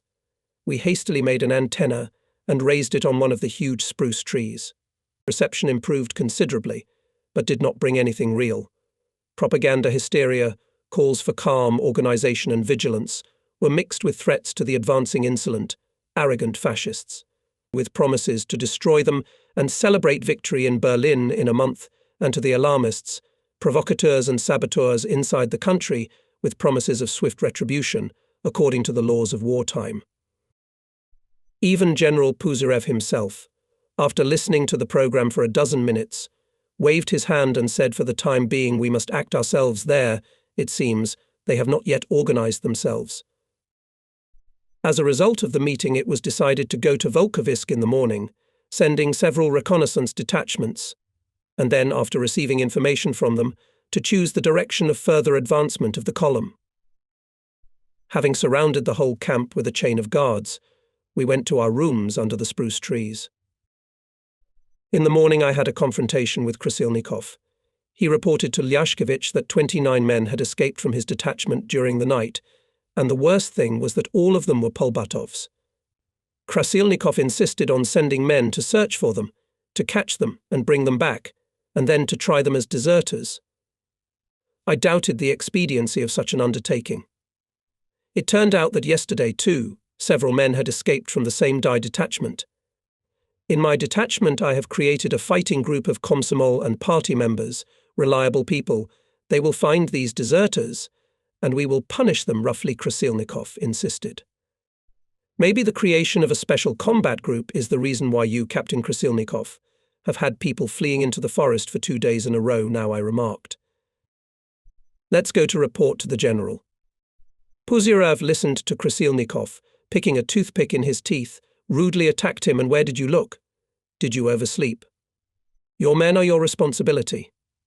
If this happens again, I'll take you out of command of the squad. Understand? And looking for them here in the woods is like looking for a needle in a haystack. Go to your places, fellow commanders. We leave at 7:00. At 7:00 the column set out and crawled along the planned direction, and by 10 o'clock reached the road Volkovisk-Bereza-Kartuska. In another hour we were on the edge of the forest. We stopped at the place Izobolino, carefully hiding all the cars under the trees. People were given a strict order to stay in the forest and not to go to the open places. 3 scouts were sent out. The local population had no information about the Germans. There were almost no men to be seen, only old men, women and children. They were doing their usual chores. The local authorities from the village council could not be found either. Some said that they had gone to Volkovisk, others assumed that all the authorities had evacuated. One old man, smiling slyly, said, "We've been hiding here at the Fox's place." Pokey dust spade. During the whole day we saw German airplanes only twice. They flew far behind Volkovisk. All 3 reconnaissance teams returned almost at the same time, and their reports showed that the road to Slonim and Baranovichi was relatively safe. The Germans sometimes bomb and shell the retreating units, but not particularly intensively, and if you do not go on the main roads, where a large concentration of retreating, you can skip. It was only necessary to cross the Zelvianka River somehow. It was the most dangerous place, because there, to 2 bridges near Zelva, flows of retreating military formations and masses of unorganized refugees flocked there. It was decided to try to cross the river at night. During the day they were often raided by German aviation, but the bridges were still intact. One lieutenant from the reconnaissance detachment established contact with representatives of the district command and gave General Puzarev the order to advance to Stolbtsi and there to report to the headquarters of the 21st Army for further instructions. We left when it began to get dark. Puzarev was obviously nervous, the reliable shelter of the forest was over, the whole column went on the open roads. The next 3 days turned into a nightmare. From Volkovisk to Gomel, 450 kilometers, we moved mostly at night, in spurts, rushing from side to side, in panic, not knowing where the Germans and where the Soviet units, groping the road ahead and hiding from German aviation. It began almost immediately after the column had left Izabelin. When the column of the URA approached the outskirts of Volkovisk, the raid began. First flares were dropped, which hung over the town on parachutes, illuminating everything as if it were daytime. The light was so strong that one could read without difficulty. The road was in a field, and there was nowhere for the column to hide. Panic set in. Puzarev ordered all the cars to turn directly to the ploughed fields and, if possible, to move away from each other, and he himself, in a cotton jacket over his overcoat and helmet, ran away from the road and lay down near the bushes. The airplanes dropped bombs and something else, which slowly, like flakes glistening in the light of the rockets, settled on the ground. At once fires started in the city. In many places at once. The airplanes themselves could not be seen, as they were above the flares. The town was a little lower than the road, and the whole picture of its demise was clearly visible. There was no defence at all. Not a single shot from the ground, not a single plane of defence. The Germans circled over the burning Volkovisk for about 10 minutes and flew away. The city was burning like a bonfire. It took a long time until it was possible to collect cars on the road again. Several trucks had to be abandoned in the fields, as they were hopelessly stuck in sand and mud. People were reloaded, gasoline was drained, and spare tyres were removed. We reached Zelva in the morning. There was only one bridge left across the river in Zelva, a railroad bridge. The other wooden had been destroyed by a German raid the night before. The remaining bridge for one railroad track was uncovered, only sleepers and rails, and a narrow walkway of 2 planks between the rails. There was not even a railing on the bridge. In the place itself, in the surrounding gardens and groves, everywhere that could somehow hide from the gaze of the German pilots, everything was full of refugees and retreating scattered units. Many tried to cross the river wading or on rafts and boats, but this was available only to small groups without transportation and without cargo. The whole bank was heavily swamped, and in dry places it was covered with a thick layer of soft sand. Still, some organization of the crossing was established. At the exit to the bridge there was a strong guard under the command of some colonel, a brave and resolute man, who established strict control and order of priority in allowing those wishing to cross to the other side.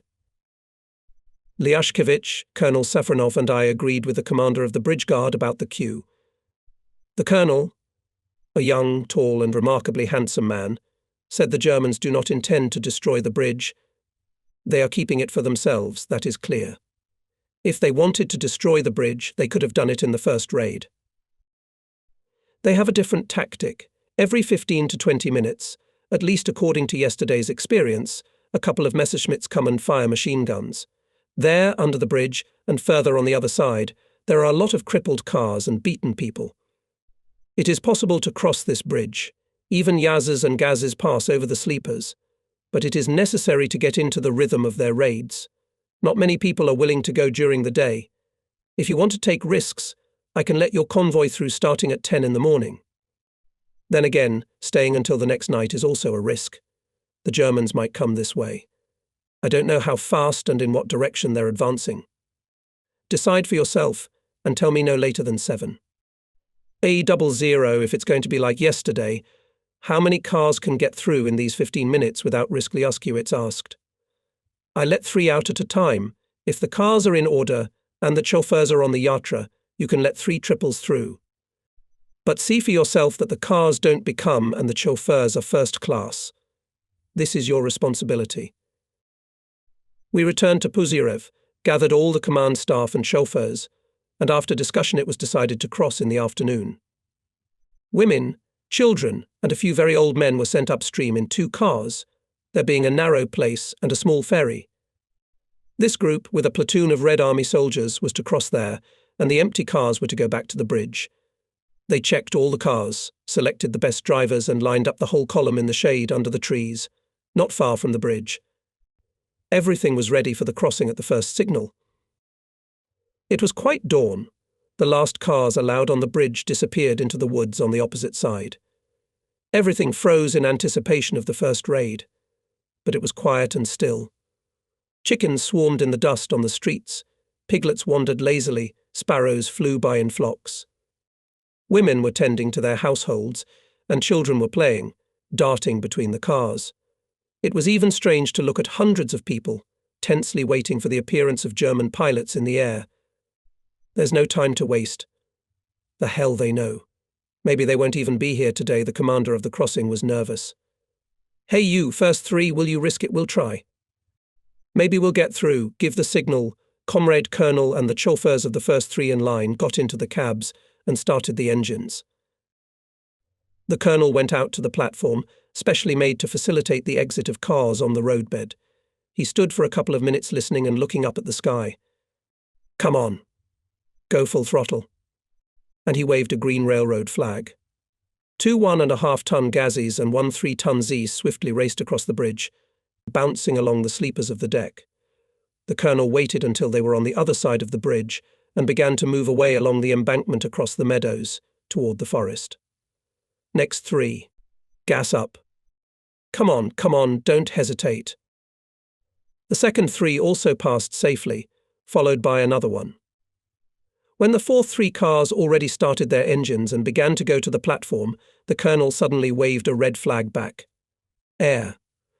Handheld alarm sirens wailed, and everyone rushed under the shelter of trees and houses. 4 airplanes appeared above the valley. The bridge, the embankment behind the bridge, and the approach to the bridge were all empty. The airplanes made a large circle. Somewhere far beyond the woods they began to bombard. It was clearly visible as they dive-bombed the target one after another, and then rose sharply, made a circle and dive-bombed again. The planes turned around, and all 4 in a row headed straight at us, toward the bridge. I, as well as several other commanders, took cover behind a large stack of sleepers near the bridge itself, but the Germans this time made a raid on the spot, apparently correctly assuming that here under the trees of the streets and gardens there was a cluster of retreating troops, and invisible from above. They swept over the settlement, each letting off a long machine gun burst. And all 4 disappeared into the distance. I ran to my column. On the street lay a few dead and wounded. In the houses cried children, screaming women. Probably there were victims there too. Turning into the alley where the of vehicles were parked, I saw the body of a military man lying on the corner. The man was face down, and a pool of blood was spreading out from under him. Bending down to the body to see if it was alive, I turned it face up. It was Yura Davidov, the same lieutenant from the 145th Division who had raped Raisia Mogolskaya in Vysokoye on May Day. He was dead. 2 soldiers and I moved the body to the side, took out the documents. His name was Georgy Davidiuk. The divisional commissar was right. Yuri Davidov wasn't on the division's rolls, but Georgy Davidiuk was. And now Davidiuk is out of the lists, but the maimed girl Raisia remained, I thought. There were no losses in the column, but the mood was very nervous. Part of the civilian workers said that they would go on foot to the ford and will cross there, and when General Puzarev said that he did not allow them to do so, came forward an elderly master, a turner from the mechanical workshops of the base, and calmly said, "And we don't need your permission yet. Comrade General, we are not military and we were subordinate to you, comrade, by service, by work, that means. Now there is no work. She's left in Cheremka. So we're on our own. Goodbye, comrades, let's go, guys," and they left. Discipline was noticeably falling. Even among the conscripts there were cases of refusal to obey their superiors. On that day it was difficult to establish any cyclicality in the periodic appearances of German aircraft. That they appeared after 10 to 15 minutes, then they were gone for a whole hour. Only once were several cars hit by a raid while on a bridge and embankment. 1 car went off the bridge and fell into the river. It was said that 11 people were killed on it, Another car went over the embankment and caught fire. There were killed and wounded there too. The turn for the crossing and the Ura columns was coming up. Instead of the colonel at the bridge exit, there was now a captain, one of the colonel's aides. Since the raids were very irregular, the captain let car after car onto the bridge at 5-minute intervals. The column of Urs pulled up to the bridge itself. 19 cars were selected for the crossing, the rest were not reliable. Again there was a mishap. 2 cars were on the embankment and a large 5-ton Yaz on the bridge when 2 Messerschmitts appeared in the air. The planes flew along over the embankment and the bridge. 1 car was hit on the embankment and the other hit the hit car from behind. The Yaz on the bridge became askew somehow, and one of its rear wheels hung in the air. Both the bridge and the embankment were completely blocked. The crossing chief, waving his red flag, shouted, "The crossing is closed. There is another bridge, 30 kilometers downstream. The crossing is closed." Our column was almost at the bridge. I looked at the Yaz on the bridge, the car was swaying, and I had a desperate thought. Without asking permission, I ordered Borisov standing next to me, "Get your men over here and gather volunteers. Let's dump the truck by hand. You see, it's swaying. Hurry up." In 10 minutes 40 men clothed the truck, began to rock it, and at last the truck flew off the bridge. But 2 people went down with it. One of them I knew well. Kolya Shuliakovsky, one of the military technicians who worked in the equipment group when I was its chief. Poor boy, he was still waiting to be promoted to the next rank. "As soon as I get it, I'll go home to Vinitsa and get married. I have a bride there. Alotka," he told me, showing me a card. Both cars were thrown off the embankment to the sides. The dead were taken down and laid in rows, covered with tarpaulins. The wounded were sent into the woods. It was as if the Germans were waiting for us to finish our work of clearing the bridge. As soon as the wounded were hidden at the edge of the forest, a trio of Messerschmitts appeared in the air, and on the bridge, and on the bridge, and on the embankment, and behind the bridge in the locality everywhere was empty. I was lying in the bushes of the vine and watched the airplanes. The whole 3 flew over the bridge without a single shot. 2 planes flew on, one made a circle, over the forest and flew once more over the bridge, as if making a check. Apparently the pilot noticed something and gave a long machine gun burst at the edge of the settlement, then disappeared, catching up with his fellow pilots. At last it was the turn of the Ur column to cross. 7 cars passed through without any trouble. The 8th one rolled down the embankment and got stuck in the swamp. The air alarm was given again, but 2 airplanes flew far away. They let the general's car pass. Then, without the permission of the guards, 3 brand new 1.5-ton Baziks jumped out from the side to the crossing. The first one, loaded with some boxes, with 2 lieutenants and a woman in a booth, and after it 2 more, filled with people. Many women, children with burdens, knots, men in military and civilian clothes.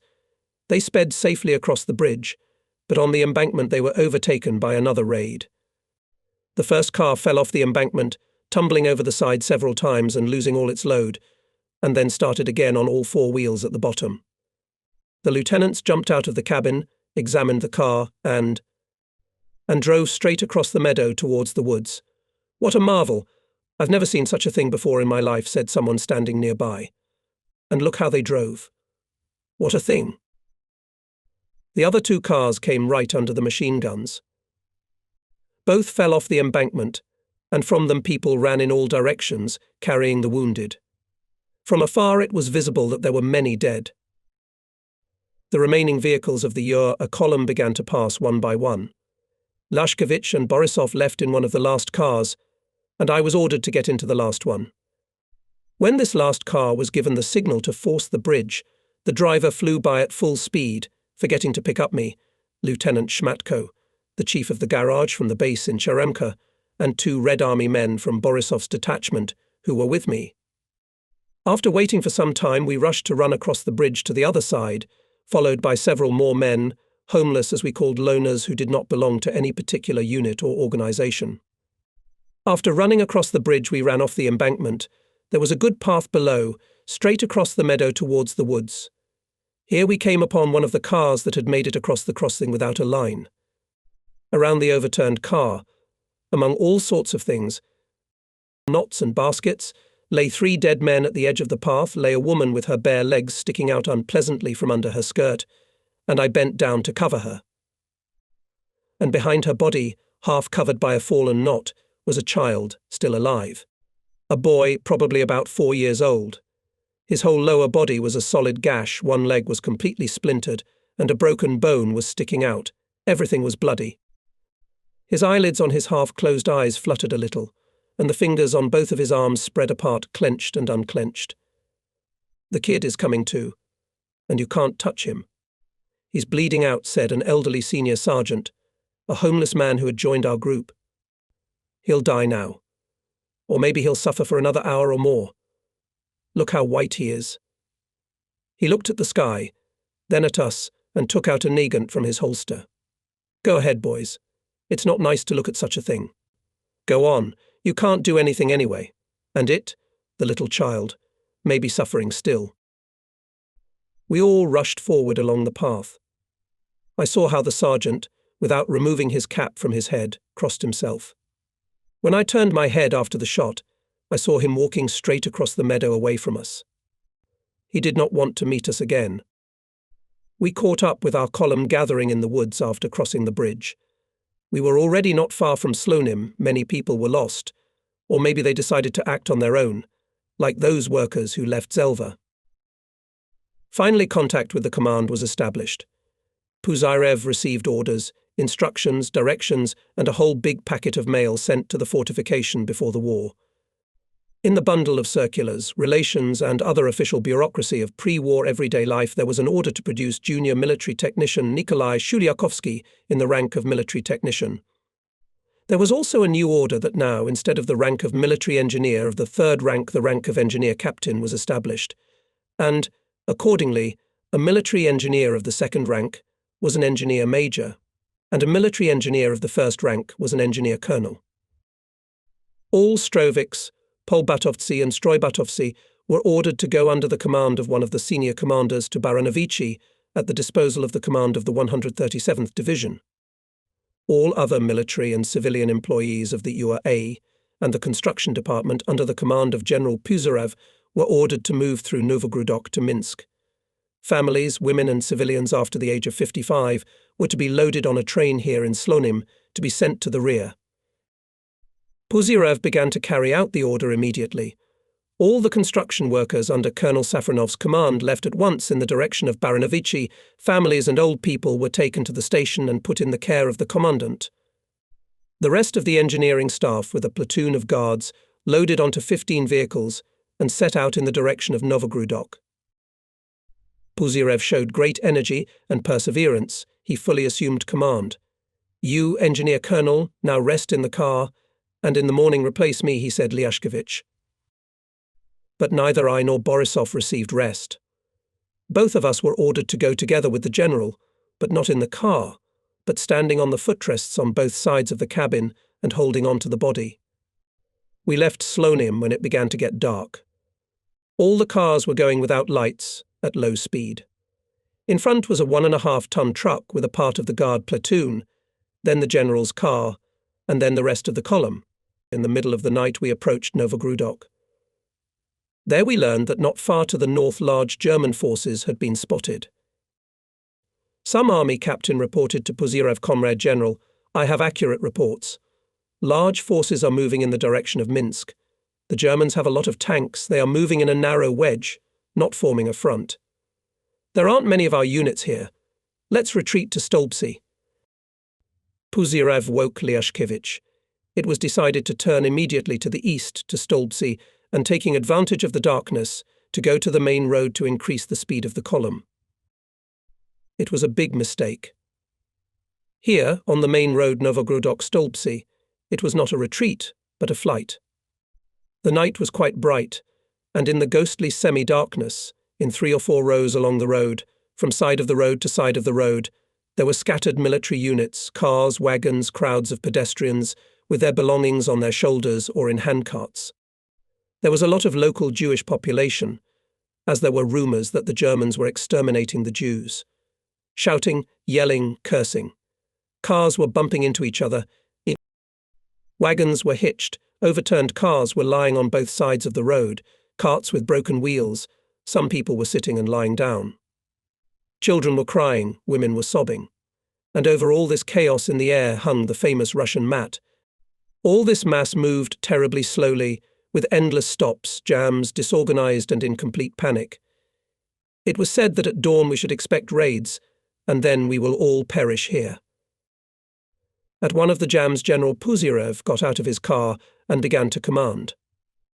But his intervention was met with such a scolding, such an explosion of indignation against the superiors in general and the military in particular, that he, saving his general's prestige, or perhaps fearing for his own skin, hurried back into the car under the hooting of a very hostile crowd. And it was impossible to escape from this panic flow. In front, obviously for many kilometers, it was the same. More and more crowds were coming from behind. All the time the road went in a rather deep notch, and such a slope the cars could not take. It was necessary at all costs to get out of this panic chaos somewhere to the side and before full dawn. It was frightening to think of what just one pair of Messerschmitts could do here. But that's exactly what happened. The sun had not yet risen. As far ahead, against the background of clouds pink from the dawn, showed 3 airplanes. They flew sideways, then closer, and turning around, rushed into the attack. People, leaving their cars, carts and belongings, ran to the sides along the slopes of the notch. Fortunately for us, the main blows came well ahead, and here, above the column of A, only one plane flew over and gave a long machine gun line. Above the road was one multi-voiced shriek. I was again, as at the raid on Cheremka, struck by a nasty, irresistible shiver. After all, they will be back. And soon. Too tempting a target, I thought, surveying the panorama of chaos on the road from the top of the notch. About 20 paces away from me, on the right side of the notch, a path about 1.5 meters wide descended to the road. If we widen it, we can take our cars up into the Nola and into the same woods. Oh my goodness! Men and shovels. We've got it all. I ran downstairs to Puzyrev's car. In the booth sat the general and Lyashkevich, with faces literally grey from the experience of fear.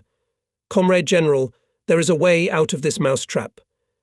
Comrade Lyashkevich, get out quickly and give a command. 50 men with shovels organize. Give the team in my name. I give you full freedom of action, Pali. They, those be. And they're coming again. Come on, do it, the general backed up, grunting and swearing, and climbed out of his car. In half an hour our cars, pushed by dozens of people, one after another crawled to the top of the excavation and hid under the trees of a small grove. Cheerful general loudly announced, I declare Engineer Captain Paliu gratitude. For the second time he has shown ingenuity in a difficult situation. It's dangerous to stay here for long. We must chart a path and leave quickly. Look, in half an hour there will be more men than trees in this grove, said Lyashkevich.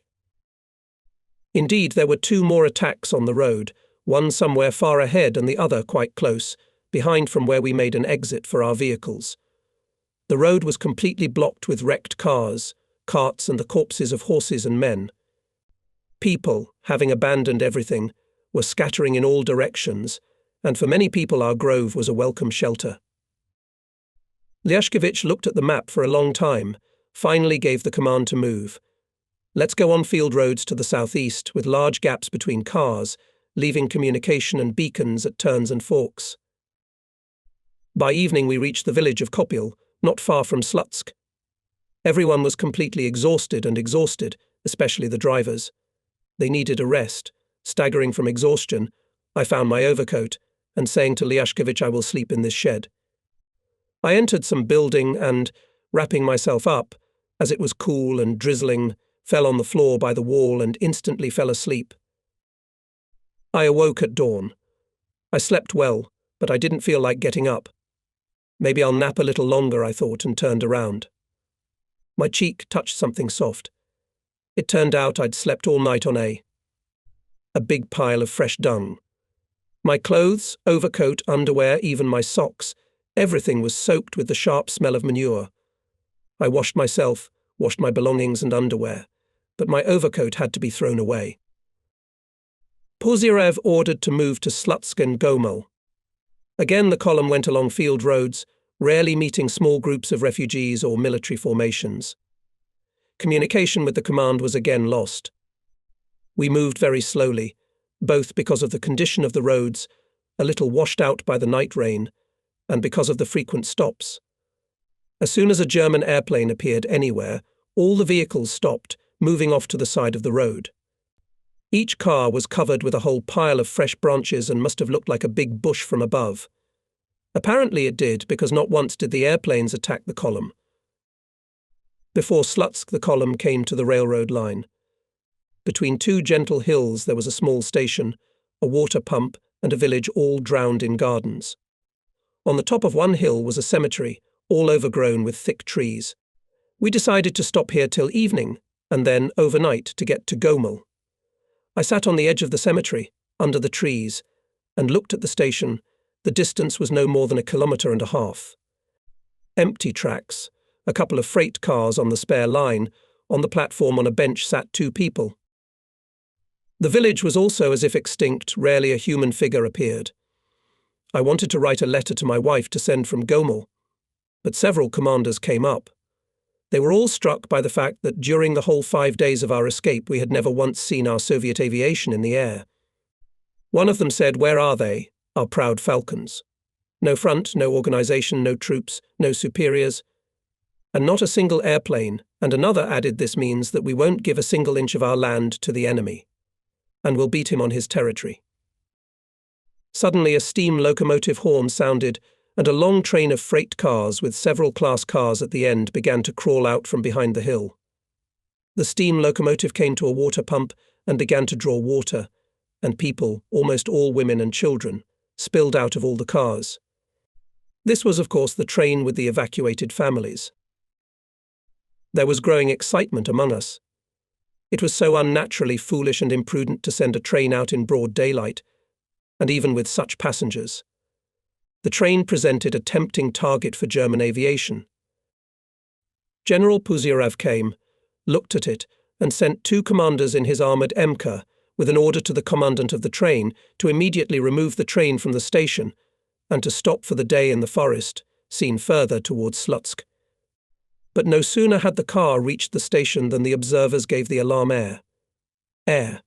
Everybody under cover. A formation of 3 airplanes was flying quite far away. At the station, too, they noticed them, and the crowd on the track scattered. Some rushed to the cars, others ran in different directions to the village, to the fields surrounding the station. Messerschmitts flew unnaturally slow, or so it seemed, looking for victims. German planes were attacking the station.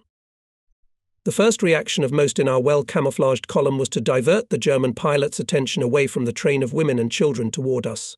Roll the cars out into the field. In the open. There are children there, women. Maybe ours are there too, come on. Start the engines, someone gave a command. But Puzyrev forbade, do not open the cloak. Get back. I'll shoot, he yelled. The planes made a circle and again began to dive one after another on the station. A sort of general hysteria went up. People, as they stood, barefoot, half undressed, rushed to run across the field down to the station, on the run firing rifles, pistols and automatic rifles, whoever had them. Why everyone was running, what they could do against the German pilots flying at an unreachable height, no one thought about it. Some spontaneous, instinctive feeling pushed everyone to do something, somehow to prevent this terrible destruction of children and women, somehow to divert the attention of the killers to another target, to themselves. I ran along with the others, firing my Tuliak into the air. Next to me ran, shooting on the move, a young sergeant whom I knew from the base. He was a Komsomol organizer in the security detachment. An insolent and generally unpleasant subject, he now, having shot all his cartridges, launched his gun toward the airplanes, stopped and cried, "Oh, beat them, sods! Damn them, brutes, Mora run them over, damn them!" And in helplessness he sat down on the ground. At the station, on the platform, and on the tracks, lay the dead and wounded, and the planes were making their 3rd run. Bullets hit the steam locomotive, and it was enveloped in clouds of steam. Suddenly, amidst the shouts of the fleeing men, the murmur of the aircraft engines, the gunfire and the whistle of steam, escaping from the boiler, there was a new sound, the distinctive consonant chatter of a counter-aircraft machine gun. It was firing from another hill on the other side of the station. One of the planes, on coming out of the dive, got a line it smoked, rose still higher, turned over, and began to descend rapidly. 2 dots separated from it, the pilots jumped out on parachutes, and the plane crashed to the ground and exploded. The parachutes were blown by the wind straight in our direction, towards the cemetery. The other 2 planes split up. One flew to the place from where the anti-aircraft installation was firing, shelled the place with a machine gun, and dropped 3 small bombs, tin cans. The other one, descending heavily, made several circles over the field where the parachutists landed, fired a machine gun at the people running to the parachutists and flew away. Had it not been for Puzyrev's order to take the pilots alive, they would have been torn to pieces by the men from our column who were running from all sides. There were 2 of them, in good flying uniforms, high fur boots and black leather helmets. One a large, red-haired man with a red weathered face, the other a small, fidgety, monkey-like brunette, considerably younger. They took away documents, weapons, personal belongings. The redhead was a major, a link commander. The little one was a non-commissioned officer, a machine gunner. They brought them to Puzyrev. It turned out that our general speaks German quite fluently, so he himself began to interrogate the captured pilots. After a few questions, Puzyrev called one of the commanders, a Jew who knew German well, and ordered to make a full interrogation. Then he looked around at the crowd standing around him and said, "We will be judged according to all the rules of military field jurisdiction," and immediately appointed a court of law, presided over by a military lawyer from the construction department, a lieutenant colonel. The cries of "Air! Air!" rang out again, and everyone took cover under the cemetery trees. I thought that if it had not been for the muzzles aimed at the heads of the prisoners, especially at the red-haired major, he would not have thought for a moment to give any signal to the pilots that a whole military unit had taken refuge here, under the dense trees, even at the risk to his own life in the raid. The planes, 2 fighters and 1 larger one, circled the whole field several times at low altitude. 2 flew away, and 1, having made a great circle around the neighborhood, came back again and continued its search for about 10 minutes. At last it too flew away. The red-haired major was a squadron commander, a cadre pilot. He demanded that he and a non-commissioned officer, a machine gunner, be interned in a POW camp and refused to answer any questions from the investigator and the judges. Only when asked if he saw that the attack was directed against defenseless women and children, did he say that his task was to destroy military personnel and block the railroad track, and that the deaths of a few non-military residents were quite normal in such an operation. He held himself with great dignity, looked contemptuously at his judges, and smoked cigarette after cigarette, perhaps only in this way giving away his excitement. The swarthy, fidgety non-commissioned officer, the machine gunner, on the contrary, was very talkative, terribly nervous, trying to prove that he only carried out the commander's orders, and was not guilty of anything. Puzyrev appointed me to the court. Obviously, after my 2 heroic deeds, he remembered my name well and gained respect for my person. 2 investigators in the afternoon prepared all the material for the trial. At the station there were 41 people killed, 16 children, 21 women and 4 men, 2 railroad workers and 2 soldiers. The steam locomotive was wrecked, also 7 cars. The main tracks are completely blocked. The wounded, totaling 36 people, women, children and 2 locals, were sent in collective farm cars to Slutsk. The last 2 wagons bore Red Cross signs. The prosecutor, one of the lawyers of the directorate, argued that it was clear to the commander of the attacking German planes that the purpose of their attack was the refugee train, which posed no military danger, and that by organizing the raid and shelling of the peaceful defenseless population, he, a major, had violated such and such articles of international laws, and his actions were clearly criminal in nature, incompatible with the rank of an officer, and not compelled by circumstances. During the investigation and repeated interrogations of the non-commissioned machine gunner officer, It became clear that the major had ordered him to concentrate his fire directly on the railroad train, and that the firing on the fleeing women and children was an initiative of the non-commissioned officer himself, which, however, the major did not forbid. Prosecutor demanded the death penalty for both prisoners. Defense counsel, without disputing the data of the investigation, insisted on the transfer of the prisoners to the rear military authorities, expressing doubts as to the legality of the sentence. The major behaved defiantly, categorically recognizing neither the legality of this hastily assembled military tribunal nor its right to decide his fate. At one point he irritably interrupted the presiding officer and said that he was a soldier and was following orders from his command, and that in modern warfare there is no such thing as a civilian population. Everything on the other side of the line separating the rows of soldiers facing each other with weapons in their hands is an enemy force, active or potential. Puzyrev approved the court's decision, making a note to reassure the defender that he fully assumes responsibility for the legality of the proceedings. The interpreters, who translated every word to the Germans during the court session, translated the decision and read both texts in front of the formation. Puzyrev obviously liked pomp. There were many times more volunteers than were needed to carry out the court's sentence. They were shot in the evening. The major behaved like a soldier until the last moment, even in his own majestic way, and stood at gunpoint calmly, with a cigarette in his mouth. The non-commissioned officer cried, fell on his knees, begged for mercy, tried to break free. He was tied to a tree. The corpses of those shot were placed by the road, and nearby, by order of the general, a piece of cardboard with an inscription in 2 languages, for what and by whom these 2 men were shot, was nailed to a pole.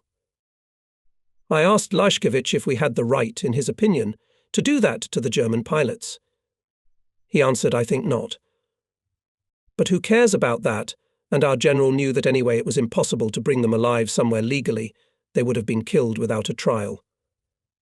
And so at least the semblance of discipline and leadership was observed.